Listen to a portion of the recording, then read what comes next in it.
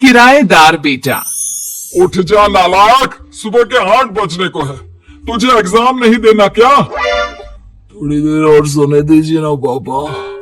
तू उठता या फिर मैं तेरे ऊपर पानी फेंकूं? रोज गधों की तरह सोता रहता है, पेपर की कोई टेंशन ही नहीं है। और एक हमारा समय था जब हम पेपर में फेल होने के डर से रात भर पढ़ा करते थे, सो ही नहीं पाते थे। तो क्या आप उसका बदला मुझसे लेंगे? 15 मिनट बाद उठ जाऊंगा, आप प्लीज जाइए, मुझे डिस्टर्ब मत कीजिए। इतना कहकर रौनक रजाई ढककर फिर से सो जाता है। तू ऐसा नहीं मानेगा, रुक मैं अभी पानी लेकर आता हूँ। बस फिर क्या था, इतना कहकर वो भागते हुए बाथरूम में जाते हैं और पानी की एक बड़ी सी बाल्टी लाकर रौनक के ऊपर फेंक देते हैं। पानी पड़ते ही रौनक झट से उठ जाता है। ये आपने क्या किया पापा? अब तू उठेगा नहीं तो यही करना पड़ेगा ना। वैसे थैंक्स डैड, आपके कारण ना अब मुझे नहाने की भी जरूरत नहीं पड़ेगी। चलिए अब आप माँ से बोलकर मेरे कपड़े निकलवा दीजिए, तब तक मैं ब्रश कर लेता हूँ। वैसे कल ना आप एक काम और करना, नहलाने के साथ साथ मुझे ब्रश भी करवा देना। ये ब्रश करने में ना मुझे बहुत आलस आता है। रौनक की बातों से अरविंद का मुंह खुला का खुला रह जाता है। वो अपनी पत्नी कमला के पास जाता है और रौनक की हरकतों के बारे में बताता है, जिसे सुन उसकी पत्नी हंसने लगती है। तुम अपने बेटे को समझाने के बजाय हंस रही हो। रौनक बच्चा है, धीरे धीरे सुधर जाएगा, आप क्यों उसके पीछे पड़े रहते हो? अभी नहीं सुधरेगा तो कब सुधरेगा? 10वीं क्लास में है रौनक, वो अब कोई बच्चा नहीं रहा। अरविंद की इतना बोलते ही वहां रौनक भी आ जाता है। क्या डैड, मैंने आपको एक काम दिया था, वो भी नहीं हुआ आपसे। अरे क्या हुआ बेटा? माँ, मैंने डैड से बोला था कि वो आपको बोलकर मेरे स्कूल की यूनिफॉर्म निकाल दे, लेकिन मेरे पीछे पड़ने के अलावा इनसे एक काम ढंग से नहीं होता। देख रही हो कमला, देख रही हो अपने लाडली को? अरे आप चुप रहिए जी। चलो बेटा, मैं तुम्हें कपड़े निकाल कर दे देती हूँ बस। ऐसे ही साल पर साल बीतते जाते हैं, लेकिन रौनक के रवैये में कोई बदलाव नहीं आता। वो पहले से भी ज्यादा आलसी और पूरी तरह अपने माता पिता पर निर्भर हो जाता है। 2 साल बाद पता नहीं कहाँ गायब रहता है पूरे दिन, अब तक तो आ जाना चाहिए था। अरे आप इतनी फिक्र क्यों कर रहे हो उसकी? दोस्तों के साथ खेल रहा होगा, आ जाएगा अभी। ये कोई टाइम है खेलने का? 10 बजने वाले हैं, इतनी रात में कौन खेलता है? कमला कुछ कहती उससे पहले ही रौनक वहां आ जाता है। मम्मी जल्दी से खाना लगा दो, बहुत भूख लग रही है। तुम्हें तब तक खाना नहीं मिलेगा जब तक तुम बता नहीं देते कि इतनी रात गए कहां से आ रहे हो। ओ प्लीज डैड, अब आप एसीपी प्रद्युमन बनकर मेरे सर पर बंदूक लेकर मत बैठ जाना। अपनी फालतू की बकवास बंद कर और बता कहां से आ रहा है। माँ अब समझाइए ना डैड को। बता देना बेटा, इनको भी तसल्ली हो जाएगी। आप बोल रही हैं तो बता देता हूँ, मैं दोस्तों के साथ मूवी देखने गया था, इसलिए देर हो गई। तू इन सब चीजों में मेरे पैसे उड़ाता है? कभी 1 रुपया कमाने के बारे में सोचा है तूने? जब देखो हवा की तरह पैसे उड़ाता रहता है। माँ अब आप इन्हें चुप करा दीजिए, वरना ना मुझे गुस्सा आ जाएगा। अच्छा क्या कर लेगा? बता ना क्या कर लेगा तू? वैसे बात तो ठीक ही है, मैं कर ही कह सकता हूँ। पैसे तो फिर भी मैं आपसे ही मांगूंगा ना। चलिए अब ये सब बात छोड़िए और मम्मी मेरे लिए खाना लगा दीजिए। अभी लगा देती हूँ बेटा। मैं बता रहा हूँ कमला, एक दिन ये ऐसे ही बिगड़ जाएगा। उफो, आप क्यों इतना पीछे पड़े रहते हो मेरे बच्चे के? बात की बाद में देखेंगे, अभी आप शांति से उसे खाना खाने देंगे। अगले दिन, डैडी मुझे 10,000 रुपए चाहिए। हाँ? अब इतने पैसे क्यों चाहिए तुझे? डैड आप बिना सवाल किए कभी पैसे नहीं दे सकते क्या? जब तक तू बताएगा नहीं तुझे पैसे भी नहीं मिलेंगे। अरे अब आप अपने बेटे को पैसे भी नहीं दे सकते? नालायक, तेरी उम्र के लोग नौकरी करते हैं और एक तू है जो नौकरी करने का नाम ही नहीं लेता कभी। आप लोगों के होते हुए भला मैं नौकरी क्यों करूं? अरे हम कब तक पैसे देंगे तुझे? तुझे भी तो अपने पैरों पर खड़ा होना होगा ना। कौन सा उधार के पैरों पर खड़ा हूं? अपने ही तो पैरों पर खड़ा हूं मैं। इसी तरह रौनक दिन प्रतिदिन लापरवाह होता जाता है।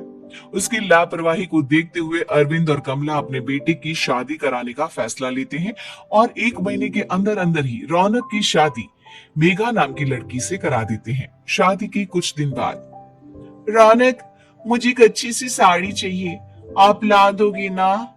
हाँ, क्यों नहीं। कितने तक की आती है साड़ी? यही करीब 5,000 तक की।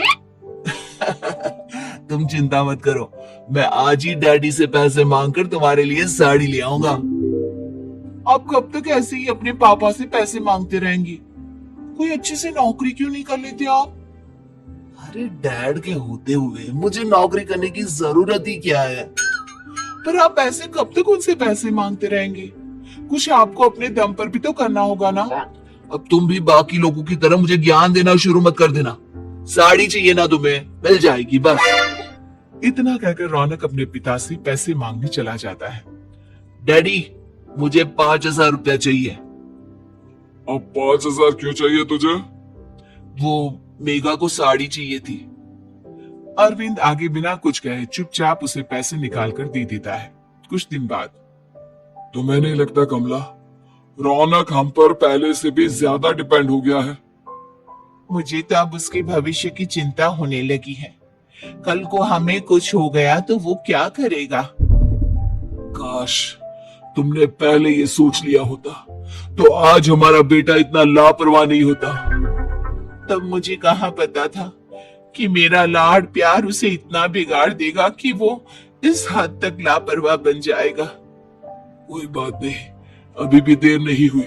मुझे पता है उसे कैसे सुधारा जा सकता है। कैसे?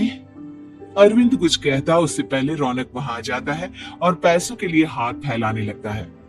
डैड, मैं और मेघा बाहर घूमने जाना चाहते हैं। अरे वाह, ये आज सूरज कहां से निकला है?